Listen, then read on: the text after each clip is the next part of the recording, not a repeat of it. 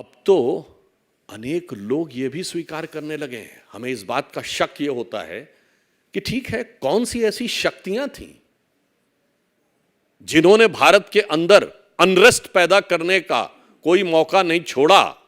और आज भारतीयों के मन में यह संदेह है कि चुनाव के परिणाम के समय भी कहीं ये कौन सी अज्ञात शक्तियां हैं जिनके द्वारा जाने में या अनजाने में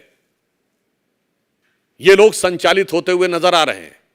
क्योंकि अनेक मीडिया में इस प्रकार की बातें आई थीं कि देश के अंदर और देश के बाहर से बहुत सी शक्तियों ने इस बात के लिए प्रयत्न और संकल्प किए थे कि वो सरकार को नहीं आने देंगे, आप लड़िए ईमानदारी से और जो हो उस निर्णय को स्वीकार करिए।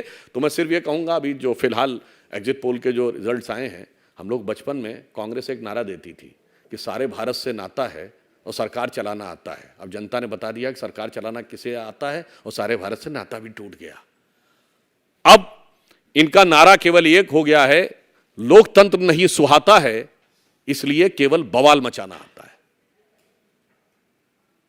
तो मैं अंत में सिर्फ ये कहना चाहूंगा कि कांग्रेस पार्टी जवाब दे कि आप लगातार अनेक राज्यों में चुनाव हारे हैं, अनेक राज्यों में चुनाव जीते हैं।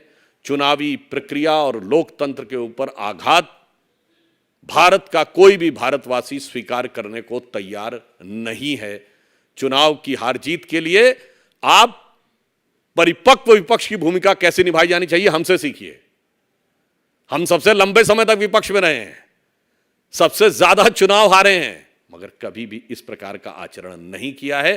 तो अब साबित हो गया ना कांग्रेस को सरकार चलाना आता है, ना विपक्ष की भूमिका निभाना आता है।